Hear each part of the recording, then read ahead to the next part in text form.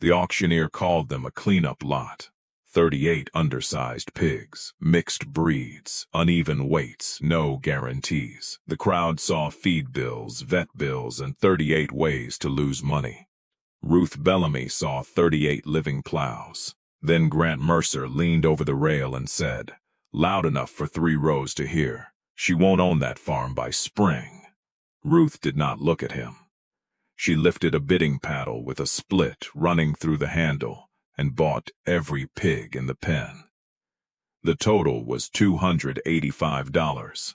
It left her with $147 in the bank, a note for $9,700 due in April, and an orchard the county had already marked for removal.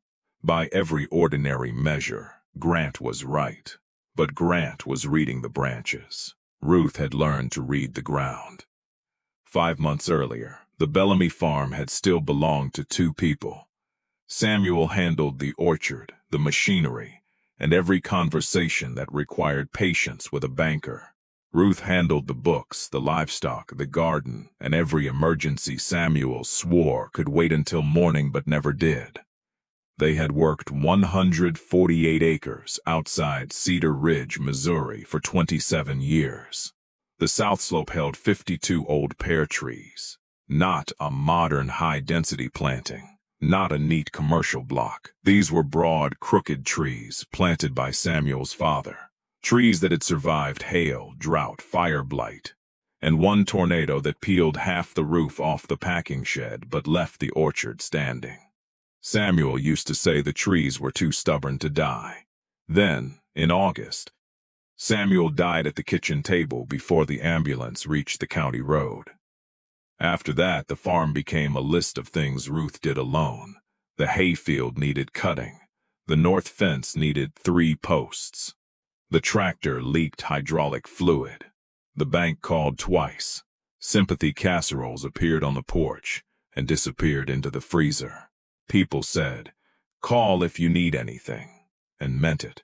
But the things Ruth needed were not things a neighbor could carry through a door. She needed Samuel to remember where he had put the orchard records. She needed him to explain why the western rows had stopped draining after heavy rain. She needed him to tell her whether the trees were failing because of disease, age, or something hidden beneath the sod. In October, the county extension agent came out. Hal Bricker was not careless. He spent 2 hours walking the hill, scraping bark, checking crowns, pushing a soil probe where it would go. That was the problem. The probe barely went. The ground under the orchard had tightened into a hard plate. Years of mowing, tractor traffic, and summer drought had compressed the upper layers until rain ran downhill instead of soaking in. Roots that should have been reaching into cool, open soil were trapped beneath a surface that behaved like fired clay. Hal stood beneath the oldest tree and looked up into a canopy that had carried almost no fruit for 2 seasons. "I wouldn't put good money into this block," he said. Ruth asked him whether the trees were dead. He took off his cap, rubbed the line it had pressed into his forehead, and gave the answer careful men give when they do not want to be remembered as cruel. "Some may not be. But the stand, as a producing orchard, I think you should plan for the end of it." He painted a small red X on 11 trunks he believed should be removed first. Ruth watched him drive away. Then she stood among the marked trees until the light left the hill. The bank's position was simpler. Samuel and Ruth had borrowed against the farm 2 years earlier to replace a collapsed well and repair the packing shed. The remaining note was $9,700. The orchard had been expected to carry most of that payment. Now Samuel was gone, the orchard had no crop, and Ruth had $432 in checking. The loan officer did not threaten her. He did something worse. He explained her options gently. Sell the South 40. Lease the hay ground. List the entire property while land prices were strong. Avoid a forced outcome in spring. Ruth thanked him, hung up, and sat at the kitchen table with the receiver still in her hand. Samuel's field notebook was on the shelf above the old radio. She had passed it 100 times. It was not a journal. Samuel did not write feelings down. He wrote rainfall totals, pruning dates, graft failures, insect pressure, and sentences that made sense, only if you had been standing beside him when he wrote them. Ruth opened it because she needed numbers. What she found was a line written across the top of a page from 12 years earlier. Branches tell you what happened. Ground tells you what can happen next. Underneath it, Samuel had sketched a rotation pattern through the orchard. Short-duration hog passes, temporary lanes, rest periods, notes about fallen fruit, manure, soil opening, and protecting trunks from overworking. Ruth read the page 3 times. Then she pulled every farm book Samuel owned from the shelf and started learning what he had been planning. The method was old.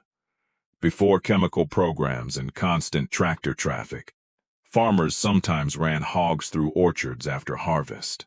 The animals cleaned up fallen fruit, disrupted pest cycles, fertilized the ground, and opened compacted surface layers with their snouts.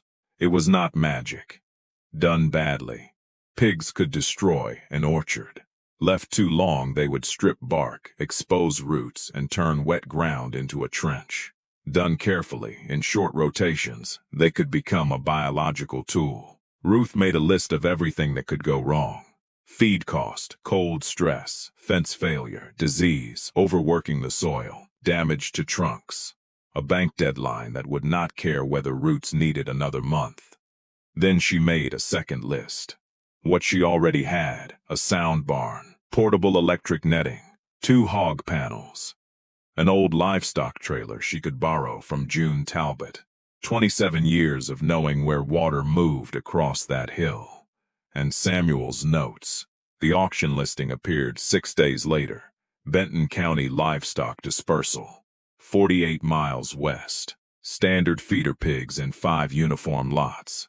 At the bottom, beneath the equipment list, one line had been added in smaller type. Cleanup lot, 38 head, mixed breeding, under target weight.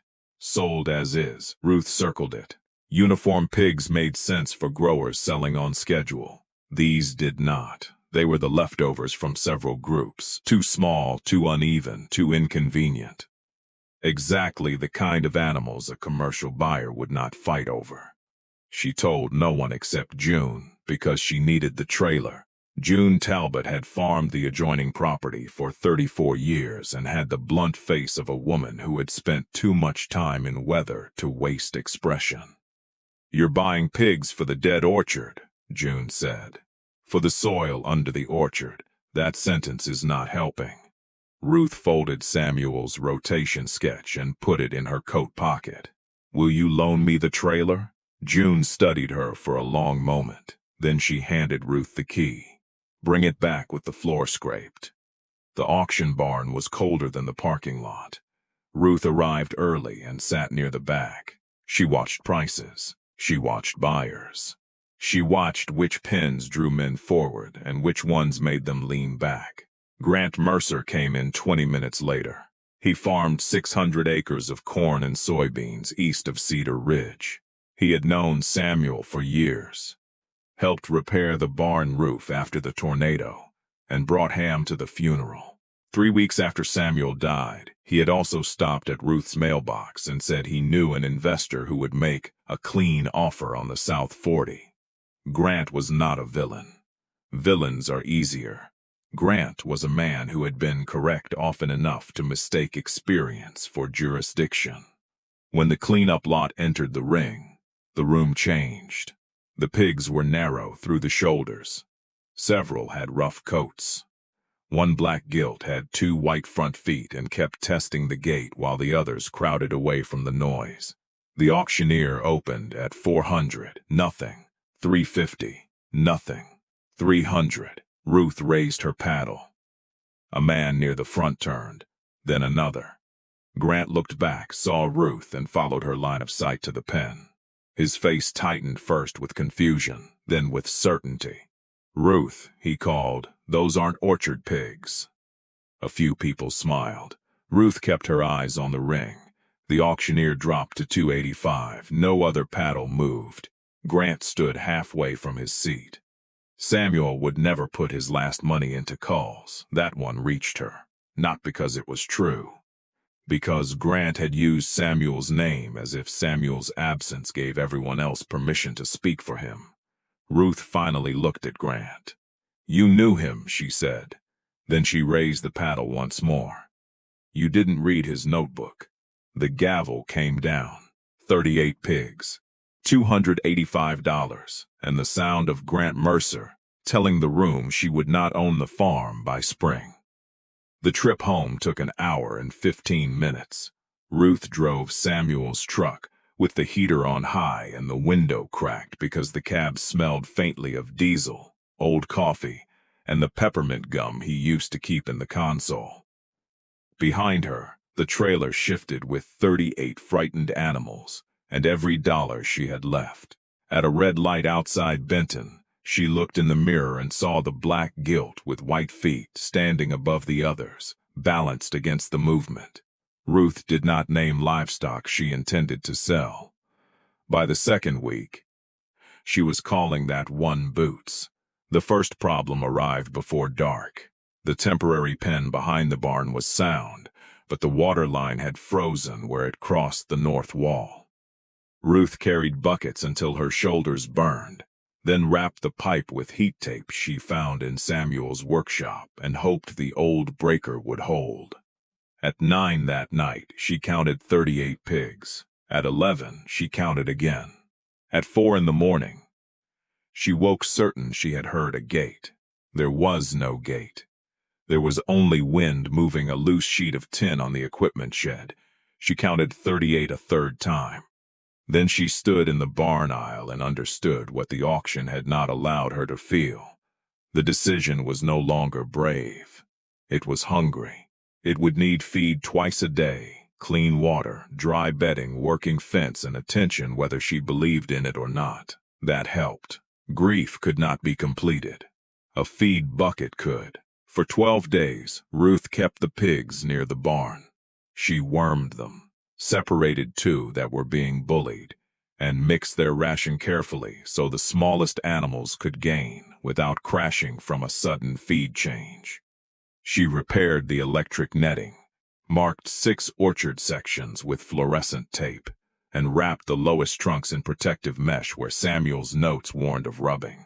Every expense went into a school notebook. Corn mix, mineral, straw, fuel, replacement insulators. At the bottom of each page, Ruth wrote the remaining cash, $112, $96, $78. She stopped writing the number in red because red made it look more dangerous than it already was. On January 9th, a warm front softened the top 4 inches of the western orchard. Ruth opened the first lane. The pigs hesitated at the gate, then Boots walked through. Within seconds, her nose was down. The rest followed. The sound was not dramatic. Wet soil shifting, snouts pushing beneath old leaves, small stones rolling.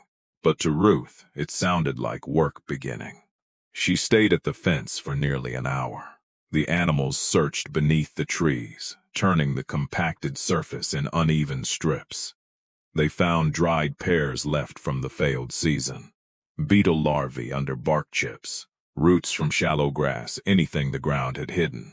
Ruth moved them after 3 days. That was the discipline the method required. Not more animals, not more force. Timing.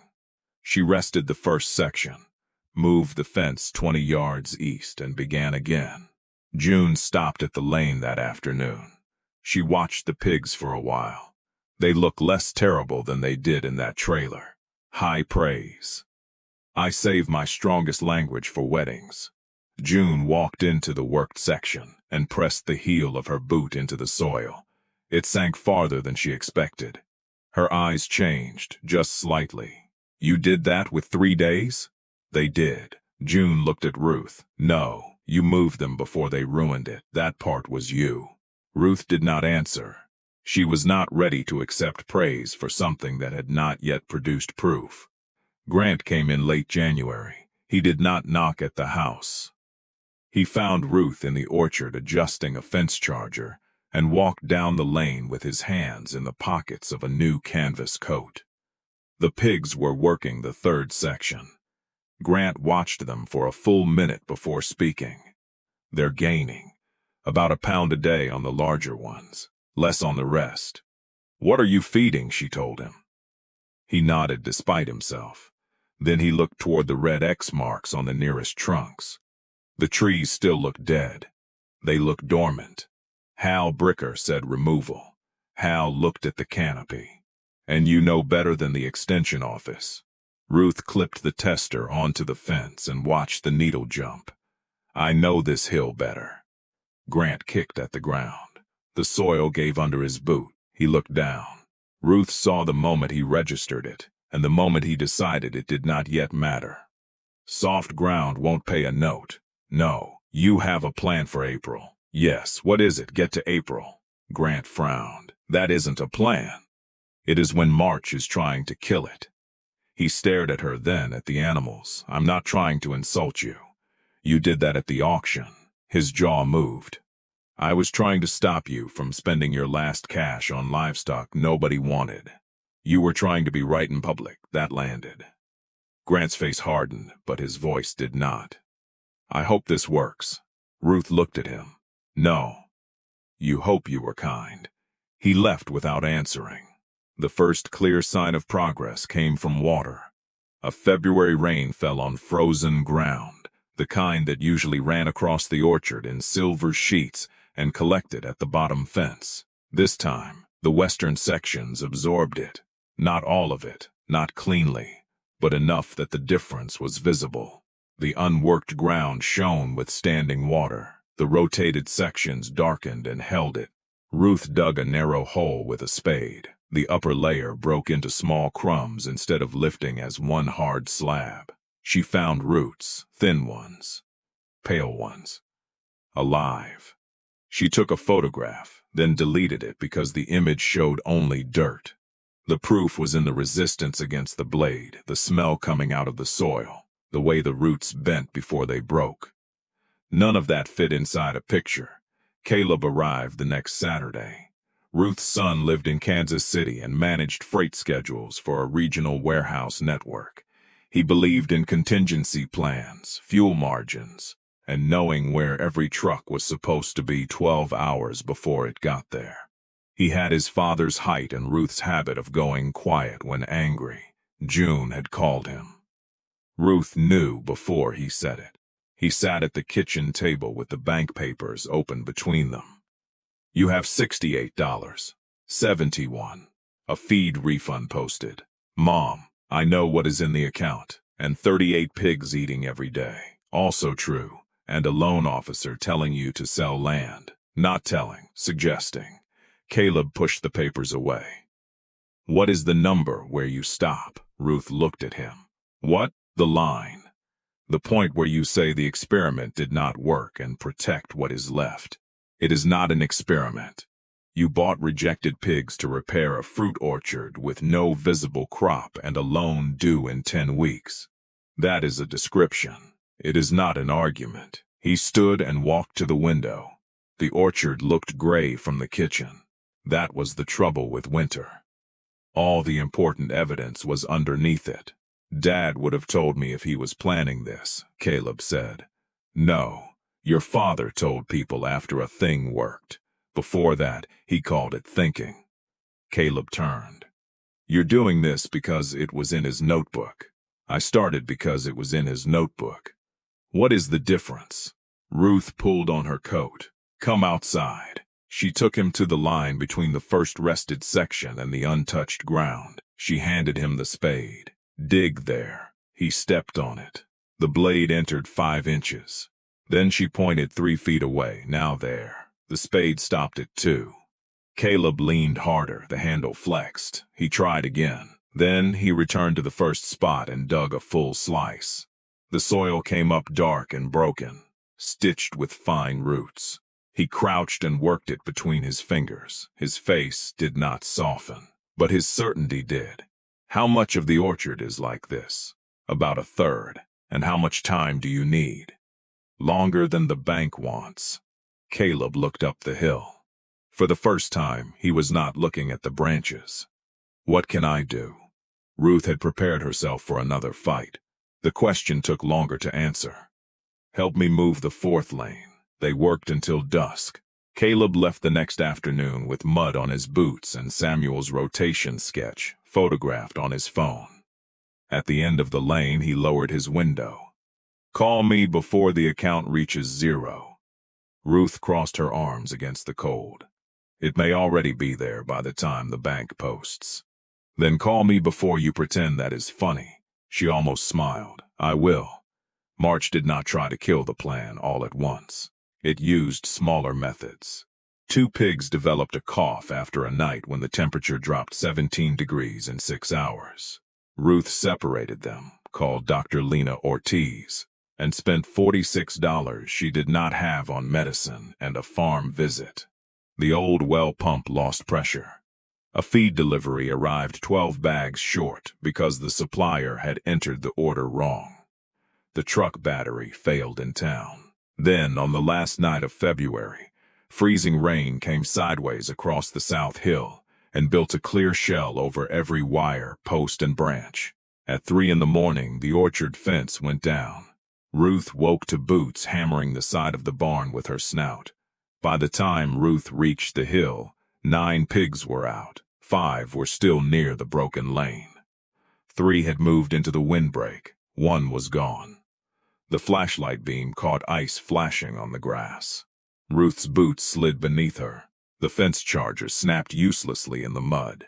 She closed the 5 into an empty calving pen, drove the 3 out of the windbreak with a feed bucket, and called June. June answered on the second ring.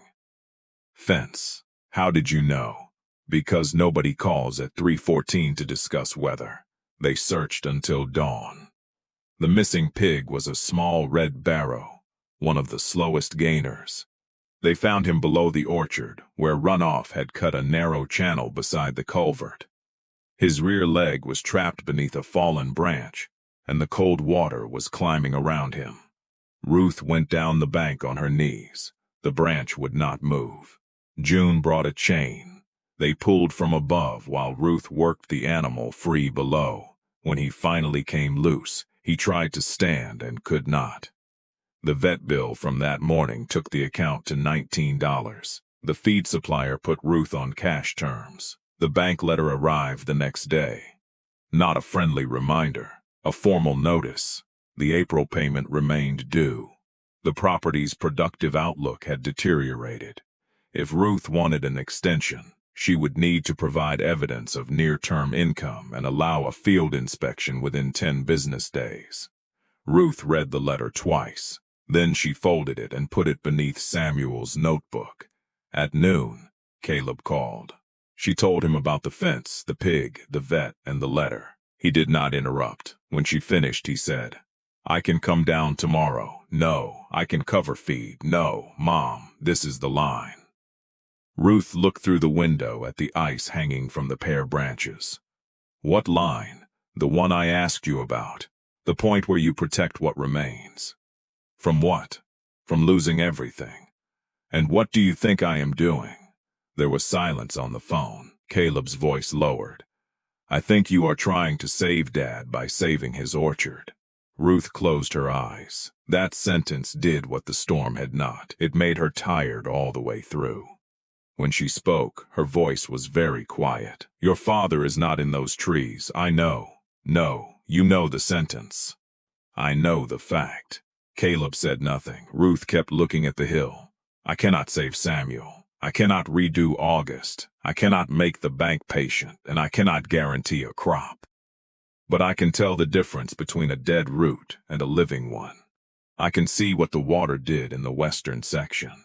I can measure what the spade did.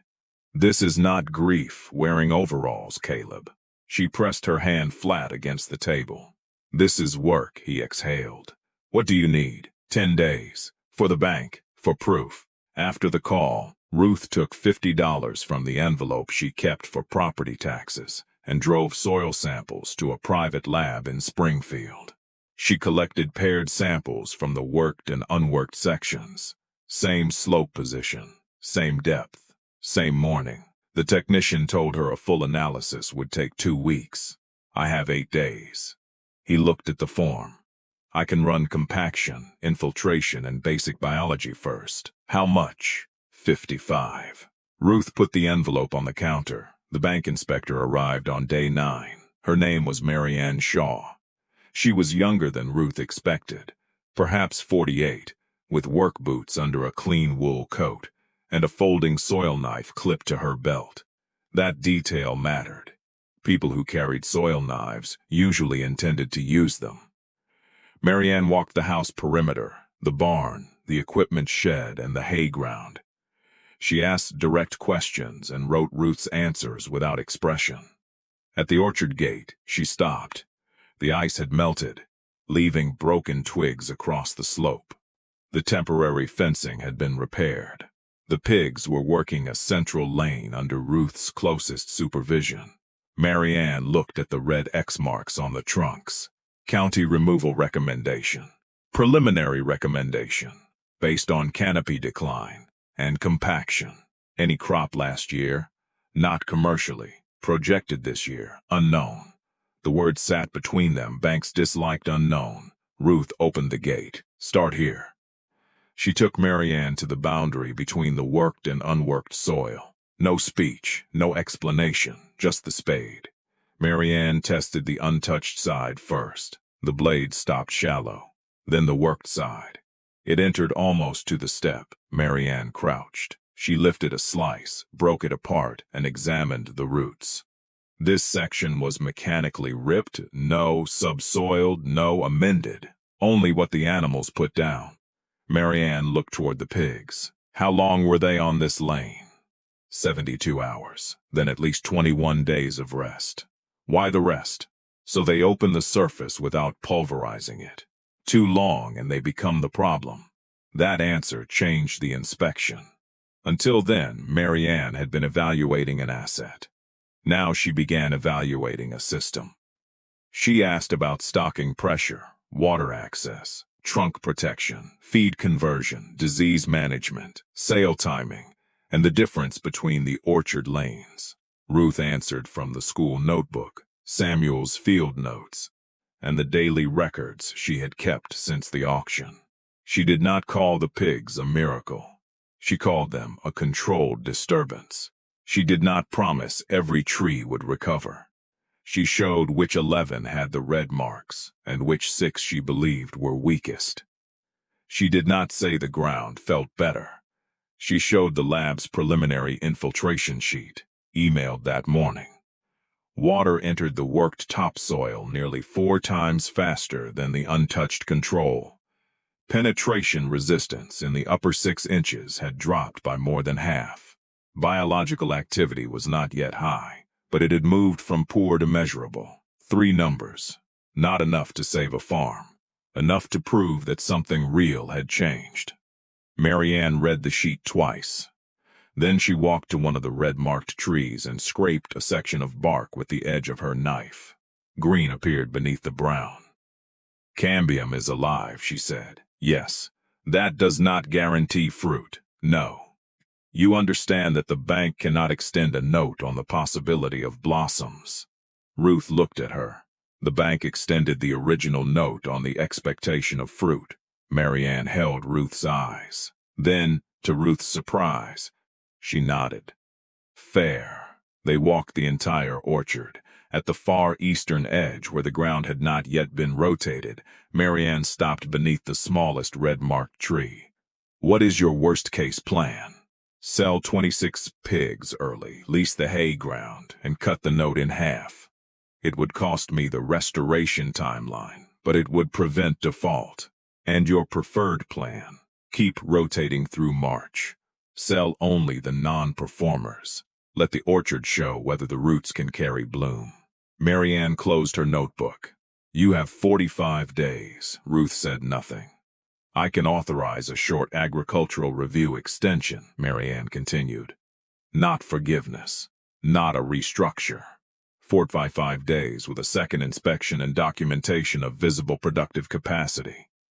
Visible means bloom. Bloom, fruit set, contracted livestock sale, something a committee can value. The wind moved across the bare branches. 45 days was not safety. It was a door that had not closed. Ruth reached for the gate latch. "Thank you." Marianne stepped through, then turned. "Mrs. Bellamy, do not leave the pigs on wet soil because the calendar says to." "I won't." "Good. Most people with a deadline push the method until it fails." Ruth closed the gate behind her. "Most people are watching the deadline." Marianne glanced toward the loosened ground. "And you're watching the soil." For the first time in weeks, Ruth slept past 5, only by 11 minutes. But it counted. The next morning, she went to the red-marked tree nearest the western fence. She had checked it every day without admitting she was checking it. The bark was tight. The branch tips were dark. Nothing had changed. Then she saw a swelling no larger than a match head. Not a leaf, not a flower, a bud beginning to move. Ruth put both hands behind her back so she would not touch it. She checked the next tree. Nothing. The next. 2 buds. By the end of the row, she had counted life on 4 trees. She did not call Caleb. She did not call June. She took the red grease pencil Hal Bricker had used in October and drew a small circle around the X on the first trunk. Not erasing it. Not yet. Just changing what the mark meant. The buds did not rescue her all at once. They appeared the way evidence usually appears.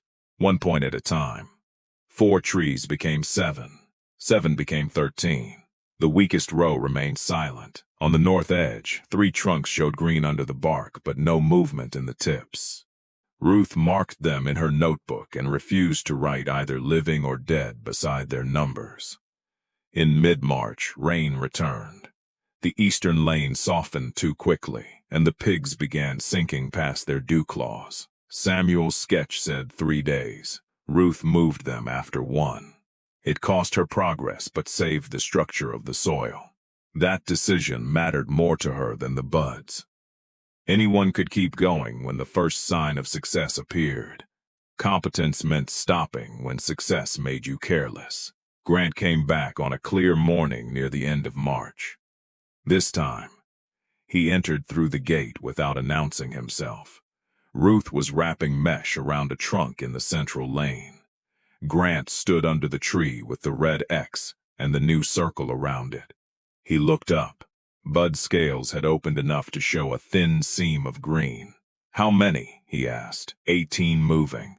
6 uncertain. The rest still under observation. "You kept records on every tree?" "Samuel did," I continued.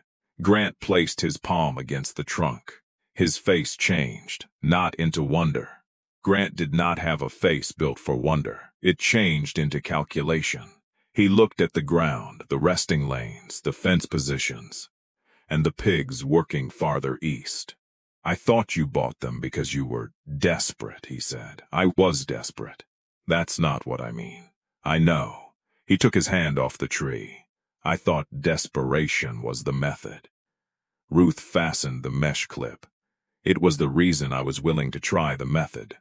Grant looked toward the slope below the orchard where runoff used to cut a pale scar after every storm. The scar was darker now.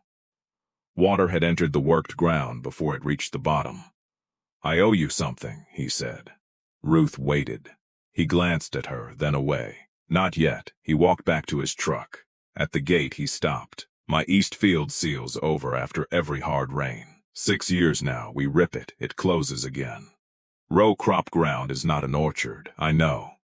Come back after harvest." He nodded once. That was the beginning of his apology, though neither of them called it that. The first pear blossoms opened on April 3rd. They appeared on a tree Hal had not marked. A broad old Bartlett near the center of the western lane, white petals, pink at the base, 5 flowers in the first cluster. Ruth found them at 6:20 in the morning beneath a sky still pale from night. She had imagined that moment for weeks. In the imagining she cried.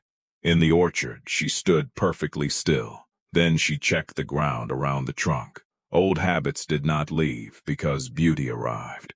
By noon, 2 more trees had opened. By the end of the week, 29 trees carried visible bloom. June came through the gate with coffee in a thermos and did not speak until they reached the western row.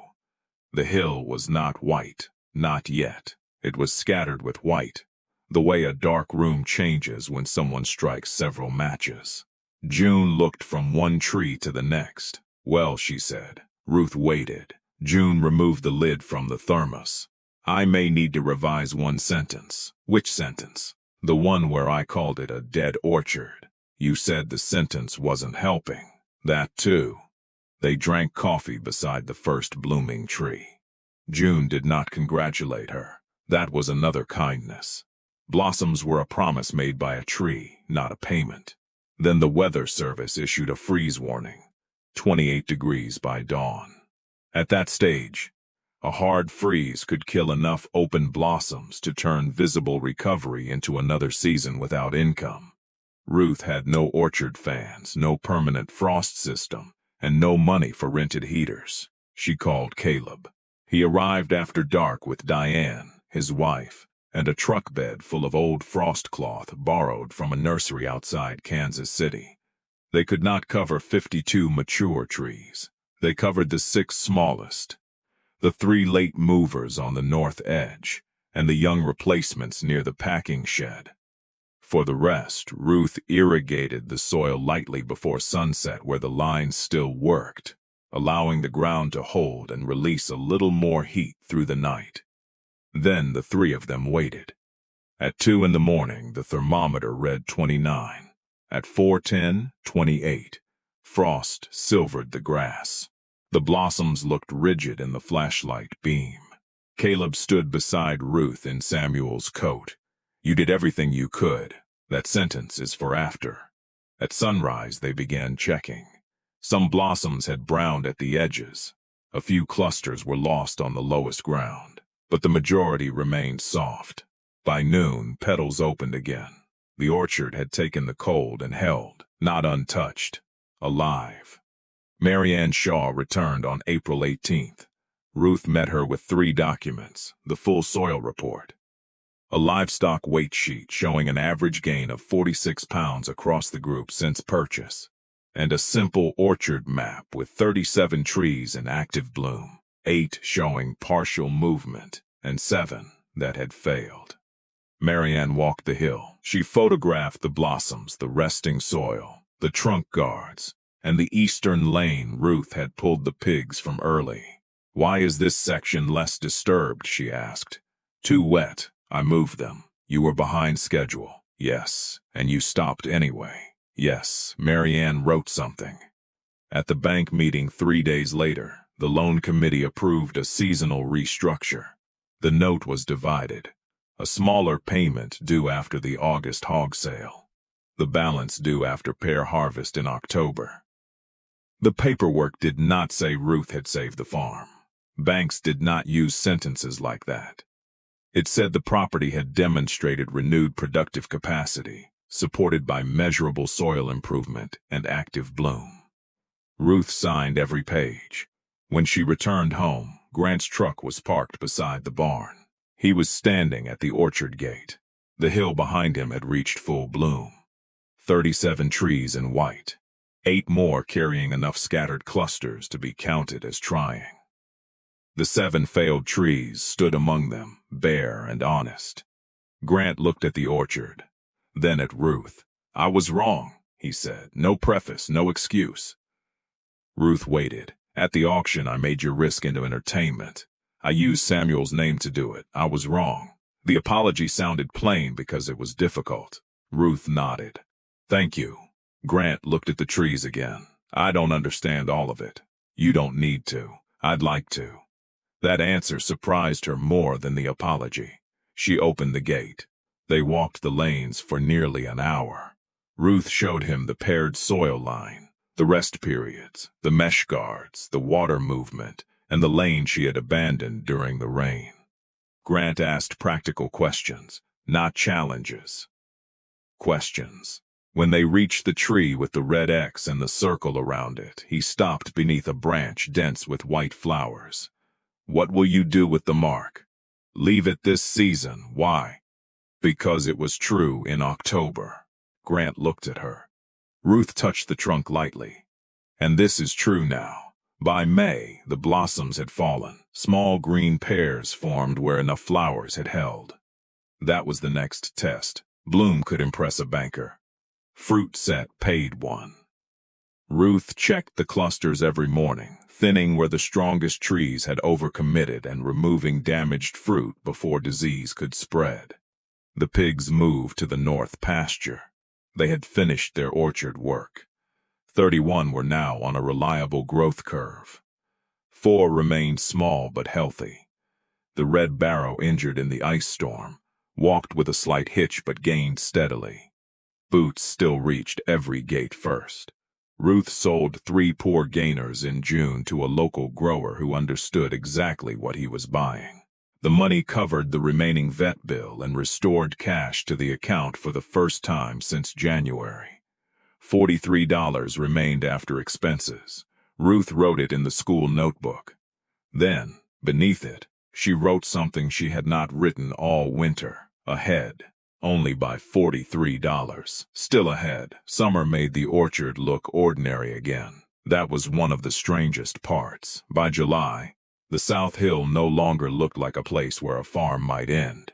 It looked green, busy, and mildly inconvenient. Leaves needed checking, grass needed managing, fruit needed thinning. The north pasture fence needed repair because 35 growing pigs had discovered the exact difference between a charged wire and a wire that only appeared charged. Ordinary work returned so completely that Ruth sometimes had to remind herself what the hill had looked like in January. The community remembered. Cars slowed on the county road. Pete Lawson at the feed store began sending people to her with soil questions. Hal Bricker asked to visit again. A young farmer from 2 counties south called because his grandfather's plum orchard had the same hardpan problem. Ruth gave them the same warning first. Pigs are not a cure. They are pressure. Your job is to put the pressure in the right place and remove it at the right time. Hal returned in late July with a soil probe and none of the careful pity he had carried in October. He tested 12 points across the orchard. At the western row, the probe entered almost to the handle. He looked at the red X marks. You left them. They were information. He nodded. I underestimated the root viability. You underestimated the ground. Hal accepted that. Then he asked whether the extension office could document the project as a local case study.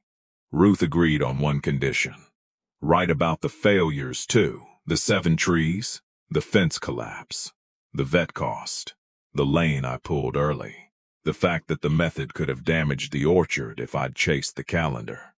Hal closed his notebook. Most people prefer success stories. This is a success story. She looked up the hill. That doesn't mean it was clean. In August, the pigs became the first part of the proof the bank could convert into money. Ruth sold 27 head to a pasture-based producer who paid by live weight and valued the animals' health records. Their average weight was 226 pounds. The gross check was $6,180. After feed, veterinary costs, transport, and the original purchase, the pigs had not made her rich. They had produced just under $3,000 in net cash. More important, they had repaired soil across an orchard that equipment and amendments had failed to open. The same animals the auction crowd called a liability had done 2 jobs. They had grown, and they had changed the farm beneath them. Ruth made the August payment 3 days early. Then she kept 8 pigs. Boots was one of them. Caleb asked why. Ruth said the north pasture still needed work. That was true. It was not the whole truth. Some decisions had earned the right to exist outside a spreadsheet. The pears began to turn in the first week of September. Not every tree carried a commercial crop. The 7 dead trees remained dead. 6 recovered trees set only scattered fruit. 12 carried a light crop. 27 carried enough to harvest seriously. Ruth had promised herself she would not turn recovery into a miracle, simply because people preferred miracles to systems. The orchard had not become young. It had become productive again. There was a difference. She secured 3 buyers. A regional cider maker took the small and irregular fruit. A grocery cooperative contracted the best Bartlett's. A farm stand distributor bought the mid-grade boxes for weekend markets. That sales mix mattered. Selling everything at commodity price would not cover the October balance. Matching each grade to the right buyer did. On September 12th, harvest began before sunrise. Caleb and Diane arrived the night before. June came at 6 with coffee. Grant came at 6:30 with 2 ladders and did not explain why he was there. Ruth assigned him the western row. He obeyed. The first bin filled slowly. The fruit was firm, smaller than the largest commercial pears, and dense with the kind of weight that came from a dry summer and old roots. Ruth lifted the first pear from the tree with the red X. She turned it in her hand. There was a russet patch near the stem and a shallow scar from spring hail. Not premium grade, not beautiful. Real. She placed it in the cider bin. By noon they had filled 9 bins. They ate sandwiches on the tailgate of Samuel's truck. Grant sat on an overturned bucket because there was no room. No one mentioned the auction. The silence did not need help. On the 3rd day, one of the north edge trees yielded a half bin. It had shown no buds when the first 18 moved, and Ruth had nearly cut it in April. On the 6th day, the final commercial row came in. On the 7th, Ruth harvested the partial trees alone. She wanted the quiet. The final count was 214 marketable bushels.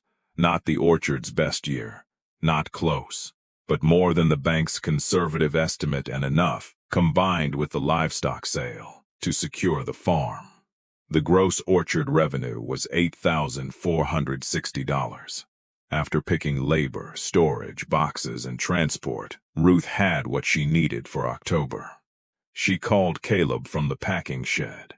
214, she said. He knew the number she meant. There was a pause. Is that enough? Yes, this one longer.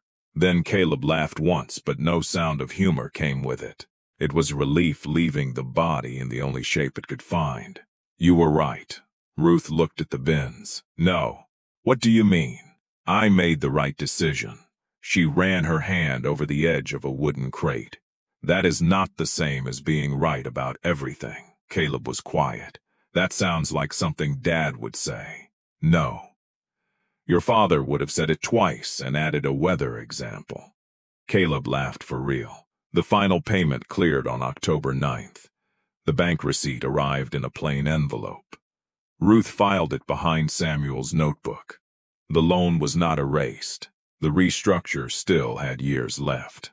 But it was current. The land was secure. And the orchard had a documented productive future instead of a removal estimate. Grant came by the following Saturday. He carried a 5-gallon bucket filled with soil from his east field. He set it on Ruth's porch. I said I'd come back after harvest. Ruth looked into the bucket. The soil was pale, clotted, and hard along the broken edges. You brought me a field. Representative sample. She picked up a clod and pressed her thumb against it. It did not break. How many acres? 32 in the problem section. What equipment traffic, he told her. Drainage, he told her. Residue, he told her. Ruth put the clod back in the bucket. You may not need pigs.